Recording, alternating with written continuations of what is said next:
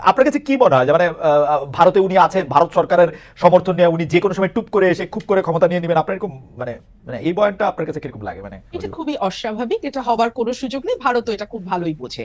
কিন্তু ভারতের যে বিষয়টার সমস্যা হচ্ছে সেটা হচ্ছে যে শেখ হাসিনা একটা কথা কিন্তু বলে ফেলেছিলেন, ভারতকে আমি যা দিয়েছি সেটা তারা আজীবন মনে রাখবে। এবং সত্যি আমরা এমন কিছু নেই যেটা ভারত চেয়েছে এবং পায়নি, কিংবা এমন কিছু যেটা ভারতের জন্য কল্যাণকর কিন্তু হয়তো মুখ ফুটে ভারত চাইতে পারেনি, সেটাও শেখ হাসিনা দিয়েছে। শেখ হাসিনাকে যদি ভারত এই মুহূর্তে রিটার্ন ব্যাক করে বাংলাদেশে, কিংবা আশ্রয় না দিত, সেই 5ই আগস্টের কথা আমি বলছি, তাহলে কিন্তু ভবিষ্যতে আর কেউ শেখ হাসিনার মতন এভাবে কর্মচারীর মতো আচরণ হয়তো আর কোনো সরকার প্রধান করবে না ভবিষ্যতে। আচ্ছা এখানে খালি দুইটা প্রশ্ন। একটা প্রশ্ন হচ্ছে ভারত সরকারকে শেখ হাসিনা নিজের মুখে বলেছেন যা দিয়েছি তারা কখনো ভুলতে পারবেন না। ইউনূস সরকার এই দেওয়ার মধ্যে কোনগুলি বন্ধ করছেন সেটা আমার একটু বললেন। আরেকটা জিনিস হচ্ছে যে মানে এই এই এই এই এই যে আপনি বলেছেন যে কর্মচারীর মতো আচরণ, কিন্তু এইটাও আসলে আর ভবিষ্যতে যে হবে না, এটা বন্ধ করার জন্য কি করা উচিত সেটা একটু যদি একটু বলেন দুই কথা।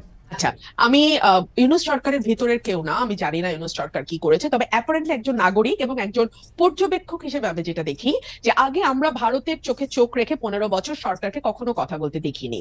আমরা দেখেছি বর্ডারে মানুষ মারা গেছে, আমাদের খাদ্যমন্ত্রী কিংবা আমাদের কৃষিমন্ত্রী বা কিংবা আমাদের আওয়ামী লীগের কোনো মন্ত্রী বলছে এটা আমাদের দোষ, কারণ আমাদের লোকেরা গরু চোরা চালানের সঙ্গে যুক্ত, সো এই জন্য তারা গুলি খেয়ে মরে, এটা ঠিকই আছে, এটা ভারতের কোনো সমস্যা না। আমরা দেখেছি তিস্তা নদীর পানি ভারত বলছে যে এটা মমতার আপত্তির কারণে দিতে পারছে না, যদিও ভারতের কনস্টিটিউশন ধরে আমি আপনার শোতেই দেখিয়েছিলাম যে কেন্দ্রীয় সরকার চাইলে আরেকটা মানে দেশের সঙ্গে যে কোনো চুক্তি, যে কোনো ট্রিটি তারা করতে পারে, রাজ্যের অনুমোদন লাগে না। কিন্তু আমরা দেখেছি আমাদের সরকার আবার গলা বাড়িয়ে বলছে আসলে সত্যিই তো ভারতের কি করবে, মমতাই তো দিচ্ছে না, পশ্চিমবঙ্গের জন্য ভারত পারছে না। উল্টো আমরা দেখছি ফেনী নদীর পানি তারা দিয়েছে। মানে এগুলো কিছু এক্সাম্পল দিলাম।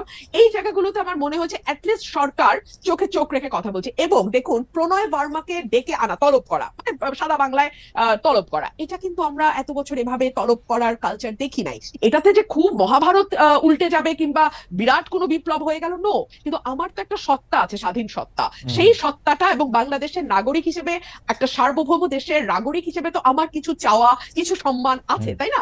সেই জায়গাটাতে আমি উজ্জীবিত হই, সেই জায়গাটাতে আমি একটা স্পিরিট খুঁজে পাই, এইটুকুই।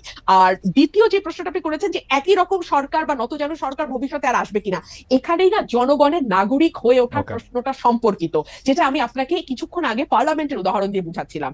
এদেশের মানুষ যেমন মনে করে এমপির কাজ কালভার্ট আর ব্রিজ বানানো আর 20% সেখান থেকে পকেটে ঢুকানো, একইভাবে মানুষ মনে করে তারা এই দেশের নাগরিক না। মানুষ মনে করে যে তারা এই দেশে আছে প্রজার মতন, এই জন্য তারা ট্যাক্স দিতে চায় না। খেয়াল করবেন, এই দেশে কিন্তু কর জিডিপির অনুপাত সবচেয়ে নিচে, কারণ সে মনে করে ট্যাক্স দিয়ে আমার লাভ, ওই টাকাটাই গচ্ছা, আমি তো কোনো সেবা পাবো না।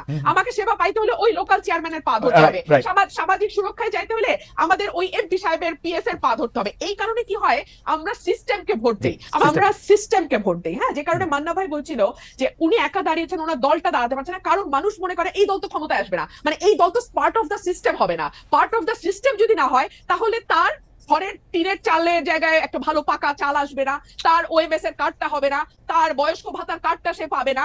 এই সব কারণে না মানুষ আসলে একটা মানে এক্সিস্টিং সিস্টেমের সাথে নিজেকে কোনোভাবে অ্যাকোমোডেট করতে থাকে। এই কারণে আমি 70, 50 বা 15 বছরের কথা বলছি।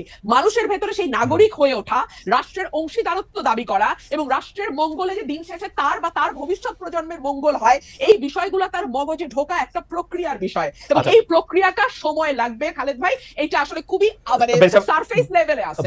ব্যারিস্টার ফারহানা, আপনাকে ধন্যবাদ। আমি জাস্ট 38 সেকেন্ড, সেটা হচ্ছে যে আজকে ব্যারিস্টার রুমিন ফারহানা কপালে টিপ দিয়ে এসেছেন না, অনেকেই মনে করছে যে এই টিপটাও পলিটিক্যাল। আমরা কি একটু political statement by barrister Farhana, আপনি কি এটা নিয়ে 10 সেকেন্ড বলবেন কিনা? আমরা এটা শেষ করে দিচ্ছি। আমি বলবো, ব্যারিস্টার ফারহানা, আপনি যদি দুইটা বাক্য বলেন যে এটা একটা পলিটিক্যাল স্টেটমেন্ট কিনা।